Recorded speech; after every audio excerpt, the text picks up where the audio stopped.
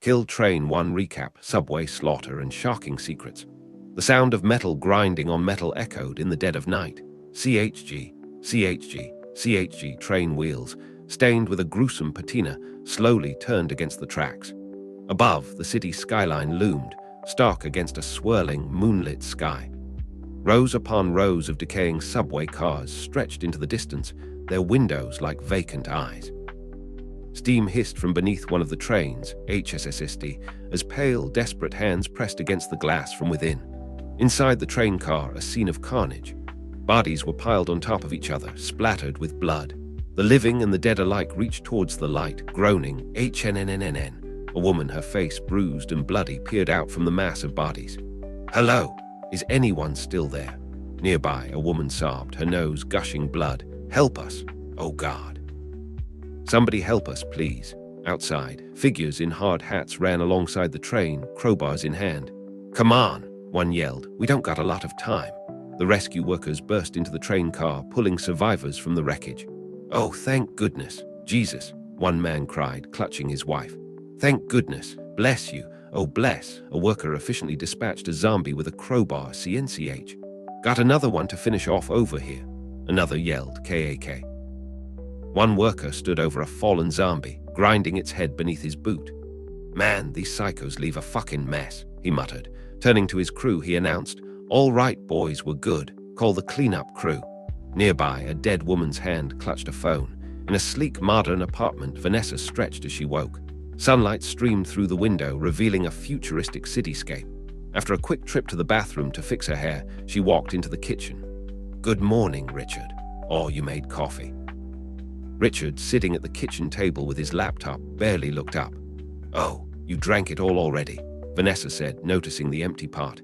Richard finally glanced at her. "You live here now, Vanessa. Figured you could make your own." Vanessa, determined, filled the coffee pot. I can, and I will," Richard sighed, gesturing to a large, green moving pod in the corner. "And then maybe you can finally unpack your moving pod." Vanessa chuckled. "Of course. Sorry. I've just been so busy getting my next story launched. But I'm really close. Should be hearing from my agent today." Richard, still focused on his laptop, said, "Yep, sounds good. I'll transfer another 10,000 millets into your account today. That's enough for now, right?" Vanessa replied, "Yeah, that's more than enough. Thank you. I'm very grateful." Richard buttoned up his shirt. "Grateful enough to pick up my suit from the airwash downtown today. They deliver, but I don't trust them not to take the train, and I do not need that kind of shit on my conscience." Vanessa frowned. "Oh, but I really need to write today, and that only gives me a few hours after Richard cut her off. "Seriously. Come on, look at this place. And free millets. That's worth a little price of admission, right?" Vanessa leaned in and whispered in his ear, "Of course. I'll pick it up after I drop Kay at school." Richard smiled. "Best fiancé ever." As Richard headed out the door, he called back, "See you when I get back."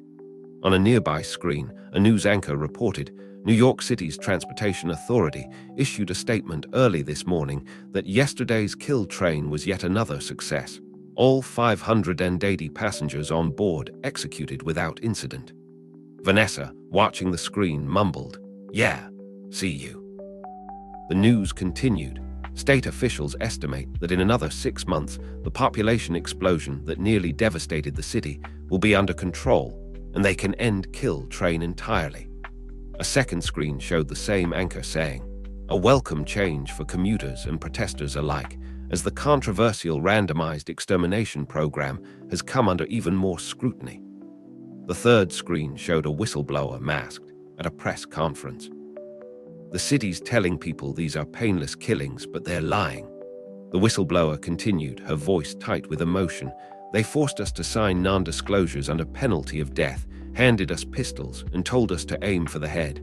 But people ran. They fought back. Bullets missed. Sometimes we'd run out of ammo and have to kill them with whatever we could find. It was horrifying. And so we quit, all of us." The news anchor continued. Since then, the whistleblower claims New York's Transportation Authority has secretly recruited the city's most destitute, impoverished, and criminally insane to carry out the remainder of the Kill Train initiative, arming them with their weapons of choice and unleashing them on innocent commuters. "Oh my God," Vanessa whispered. Her phone rang, bring. She answered, "Mark, Hey, did we finally hear back? Mark's image appeared on the screen. We did. I'm sorry, Vanessa, but the content producers are passing on your story. What? I don't understand. They asked for all those rewrites on the outline.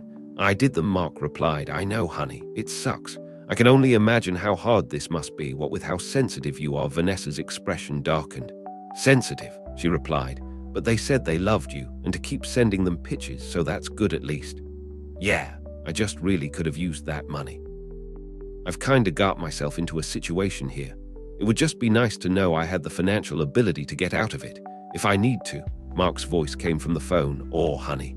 Well, is there anyone you can ask for help? Your parents, maybe? Vanessa scoffed. My parents? What? No. Vanessa bit her lip. No, it's fine. Thanks for the update. Mark responded. No problem, honey. Hang in there. She hung up, staring at the moving part. Kay, time for school. Vanessa entered Kay's cluttered room. Kay, she called out. All right, kiddo, game on. Vanessa found Kay hiding in a laundry hamper. Decoy, nice. Next, she searched through a basket of blankets. Wow, I'm impressed. Finally, she opened the closet. Okay, you got me. I give up. Consider yourself smoked. Kay emerged from behind a rack of clothes, grinning. Wait, how did you fit in there with the flannel blanket? Kay giggled, throwing her arms around Vanessa. I didn't. Saw how much this shirt looked like it, so I took the blanket out, folded it into a pillowcase so you wouldn't see it, and put this over my head. Vanessa squeezed her tight. Brilliant girl, I must have done something right. Yeah, you're the best mom in the world and don't ever forget it, Vanessa said as Kay headed for the door. Trying, baby. Kay rolled her eyes.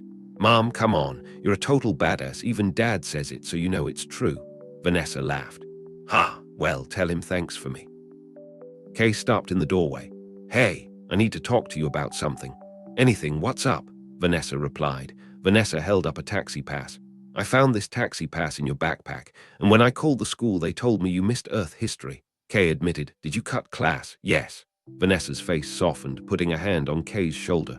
Does this have something to do with the divorce? Moving in with Richard? No, Mom, I'm fine, I swear, Kay insisted. It was only once, and I just hung out with Sari and Nadine at the cafe station. Vanessa said sternly. Thank you for your honesty. I'm going to hang on to this pass for now, okay? Kay reluctantly agreed. Okay. Vanessa smiled sadly. What did I do to deserve you? Kay returned the smile. I keep telling you, but you suddenly. Vanessa's phone pinged. Ting, ting. Her eyes widened in horror as she stared at the screen. Mom, you okay? Kay asked worriedly. Mom, what is it? Vanessa snapped out of her daze. Nothing. Let's get you to school. In the taxi, Kay asked, you sure you're okay? Vanessa forced a smile. As they arrived at school, Vanessa said, we're here, go on. Kay hopped out of the taxi, calling back, have a great day. You too, best mom in the world, and don't ever forget it. Vanessa watched her go, muttering, trying, baby. A voice called out, Vanessa, hey. As Vanessa turned, she saw Sari approaching. Oh, hey, anyhow's Nadine liking freshman year? Sari replied, loving it, of course. And you look dazzling, how's